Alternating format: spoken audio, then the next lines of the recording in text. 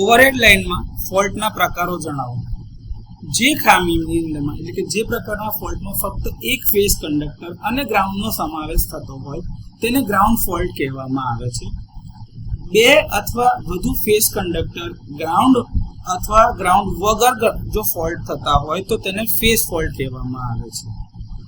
Single line to ground fault LG fault જેને આપણે કહીએ છીએ સૌથી વધુ સંભવિત છે અને ઓછા ગંભીર હોય છે, એટલે કે એની જે અસર હોય છે થોડીક ઓછી હોય છે.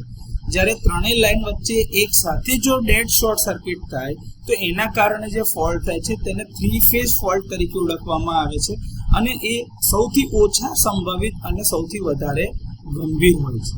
જો અહીંયા આકૃતિમાં તમે જોઈ શકતા હોય તો અહીંયા તમારા એ બી સી જે છે એ છે તમારા આર ફેઝ, વાય ફેઝ અને બી ફેઝ, જેમાં અહીંયા આગળ એલજી ફોલ્ટ થાય છે તો અહીંયા આગળ ફેઝ ફોલ્ટ ને ગ્રાઉન્ડ સાથે એટલે કે લાઇનનો કંડક્ટર એ ગ્રાઉન્ડ સાથે ટચ થયેલો છે તો આ એલજી ફોલ્ટ થાય છે.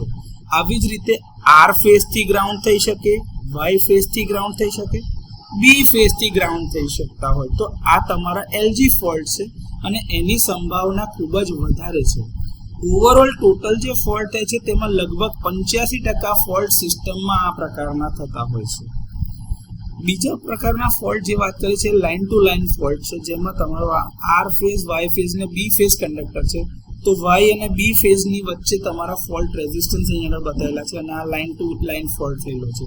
એવી રીતે આર થી વાય ફેઝમાં અને આર થી બી ફેઝમાં બી થઈ શકે છે. આ બે ફેઝ ફોલ્ટ છે, આમાં કોઈ ગ્રાઉન્ડનું કનેક્શન થતું નથી, એટલે કે આમાં ગ્રાઉન્ડ ફોલ્ટ ઇન્વોલ્વ થતો નથી.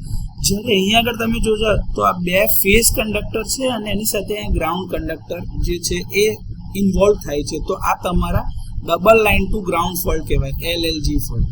તમે જોશો તો આ ત્રણ ફેઝ ફોલ્ટ અથવા તો લાઇન ટુ ગ્રાઉન્ડ ફોલ્ટની વાત કરીએ તો એમાં બધા ફેઝમાં કે બધા ગ્રાઉન્ડ સાથેના ફોલ્ટ નથી થતા.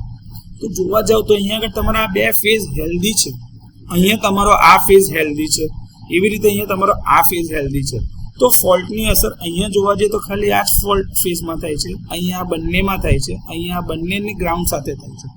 તો આ પ્રકારના ફોલ્ટની અંદરમાં બધા ફેઝમાં એક સરખી અસર થતી નથી, એટલે આને અનસિમેટ્રિકલ અથવા તો અનબેલેન્સ ટાઈપ ઓફ ફોલ્ટ કહેવામાં આવે છે અને આની સંભાવના પાવર સિસ્ટમમાં સૌથી વધારે છે.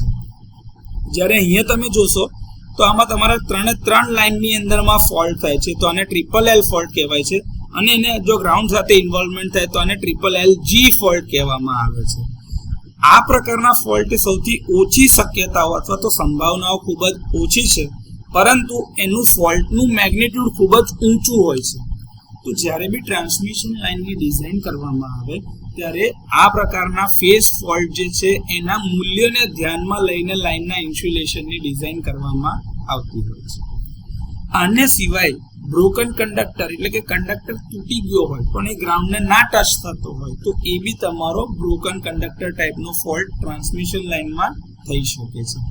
એજિંગ અથવા તો વાતાવરણની કન્ટિન્યુઅસ અસરના કારણે બહુ લાંબા ગાળે ટ્રાન્સમિશન લાઇનનો કંડક્ટર તૂટી શકે છે. તો આ પ્રકારના ફોલ્ટ ઓવરહેડ ટ્રાન્સમિશન લાઇનમાં થતા હોય છે.